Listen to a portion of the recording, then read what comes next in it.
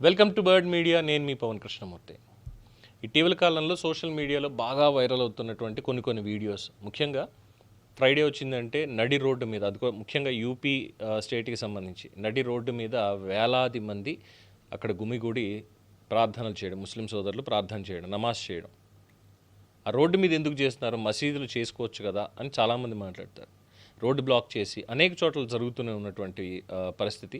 So దానికి UP ముఖ్యమంత్రి యోగి ఆదిత్యనాథ్ చాలా క్లియర్ కట్గా కట్ చెప్పారు. ఒకసారి వీడియో చూడండి.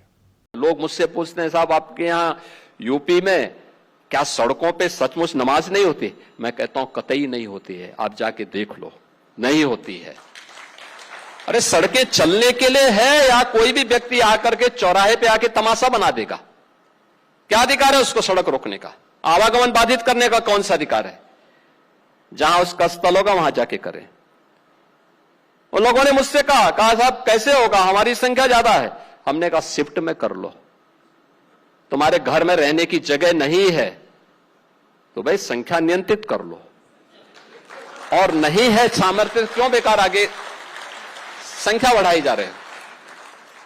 और ये चाहिए आपको कि अगर आपको सिस्टम के साथ रहना है तो याद करना, हम उन नियम और कानून को मानना शुरू करें। कानून का राज होगा, कानून के राज को सबको समान रूप से लागू करेंगे। नमाज पढ़नी आवश्यक है, आप शिफ्ट में पढ़िए, हम उसको रोकेंगे नहीं, लेकिन सड़क पर नहीं। सड़क चलने के लिए एक आम नागरिक, एक बीमार व्यक्ति के लिए, एक आम नागरिक के लिए, एक कामगार के लिए, एक कर्मचारी के लिए, एक सामान्य नागरिक के लिए, एक व्यापारी के लिए हम सड़क को बाधित नहीं करने देंगे। सरकार का नियम सार्वभौम है, सबके लिए समान रूप से लागू होता है।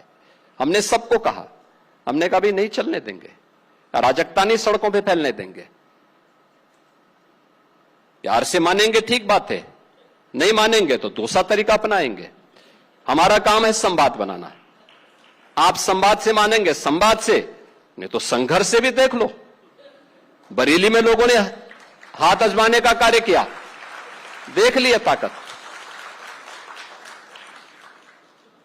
इसलिए सरकार उन सिस्टम के साथ पूरी व्यवस्था को जोड़ना चाहती है। చూసారుగా, యూపీలో ఇకపై రోడ్లపై నమాజ్ చేస్తే చర్యలు తప్పవు. లక్నోలో సోమవారం జరిగిన కార్యక్రమంలో యోగి ఆదిత్యనాథ్ మాట్లాడుతూ చెప్పినటువంటిది. రోడ్లని బ్లాక్ చేసి నమాజ్ చేయడం సరికాదు, చట్టం అందరికీ సమానమే. రోడ్లను రవాణా కోసం రోడ్ల మీద ట్రాఫిక్ అడ్డుకునే హక్కు ఎవరికీ లేదు. ఎక్కువ మంది ఉన్నప్పుడు నమాజ్ సాధ్యం కాదనే వారికి సీఎం యోగి ఇచ్చినటువంటి కౌంటర్, ఇంట్లో స్థలం లేకపోతే దానికి అనుగుణంగా జనాభాను తగ్గించుకోండి, జనాభాను నియంత్రించుకోవాలి. నమాజ్ తప్పనిసరి, కానీ మీ షిఫ్ట్కి అనుగుణంగా చేసుకోండి, మేము ఆపం, కానీ రోడ్ల మీద కుదరదు. ప్రభుత్వ నిబంధన అంటే చట్టమే, అది అందరికీ సమానంగానే వర్తిస్తుంది అంటూ ఆయన చెప్పడం జరిగింది.